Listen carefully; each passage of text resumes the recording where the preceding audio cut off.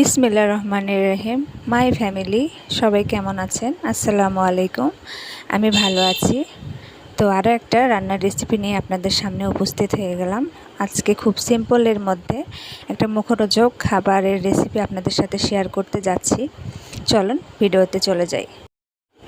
আমি এখানে বেশ কিছু কাঁঠালের বীজ নিয়ে নিয়েছি। কাঁঠাল শেষের দিকে, কাঁঠালের এখন পাওয়া যাচ্ছে না।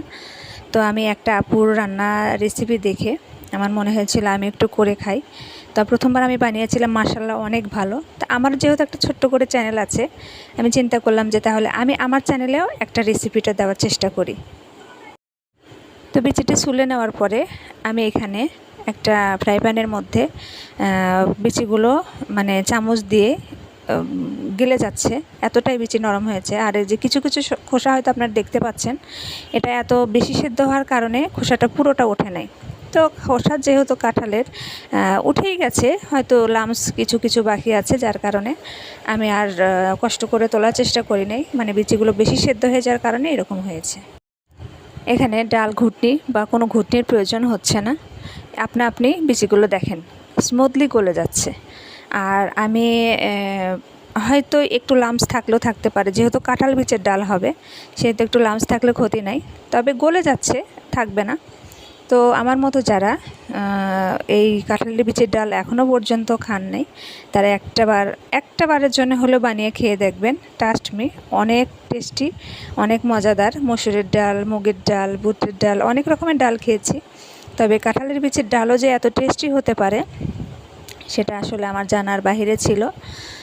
তো আমার এই রেসিপিটা দেখে যদি কারো উপকৃত হয়ে থাকেন, তাহলে প্লিজ আমার চ্যানেলটা সাবস্ক্রাইব করবেন, একটা লাইক, একটা কমেন্ট, একটা শেয়ার করে দেবেন। আর যদি খুব বেশি ভালো লেগেছে তাহলে ফ্রেন্ডস অ্যান্ড ফ্যামিলির সাথে শেয়ার করবেন, শেয়ার করতে ভুলবেন না। আর হ্যাঁ, অবশ্যই শেয়ার করবেন, কমেন্টস করবেন, লাইক করবেন এবং পাশে থাকা বেল আইকনটি বাজিয়ে রাখবেন। পরবর্তী ভিডিও নোটিফিকেশন অ্যাট ফার্স্ট আপনাদের কাছেই চলে যাবে।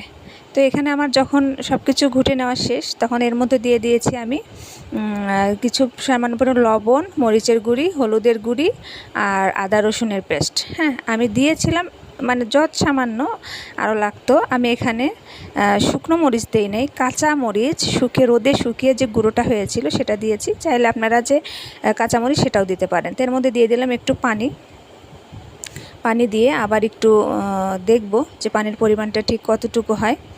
আসলে রান্না করাটা খুবই সিম্পল, 10-15 মিনিটেই রান্নাটা হয়ে যাবে আলহামদুলিল্লাহ।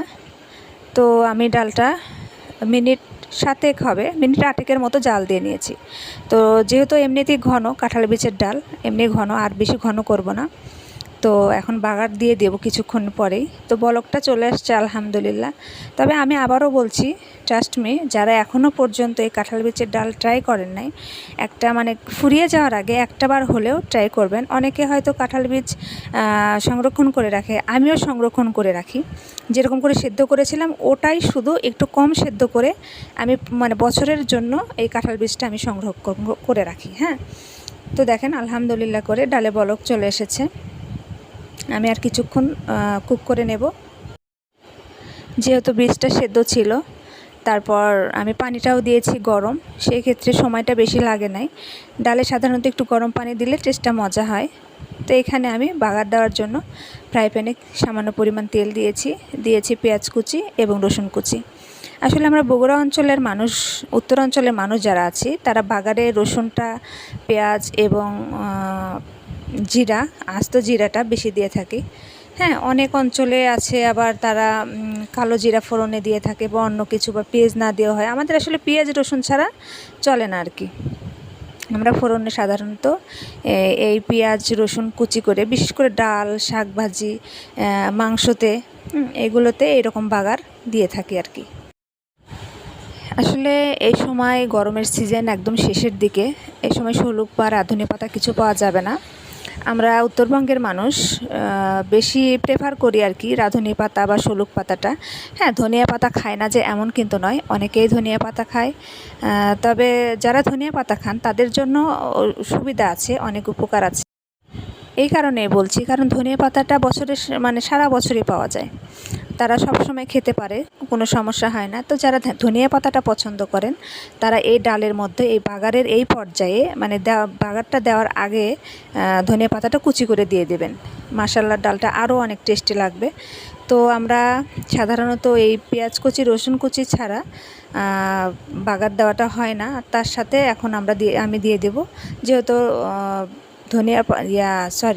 যেহেতু রাঁধুনি পাতা নেই সেহেতু পাঁচফোড়নটা এখানে দিয়ে দিলাম। অনেকে হয়তো এই পাঁচফোড়ন দিয়ে ডাল এখনও অনেকেই পছন্দ করে না বা অনেকে খায় নাই।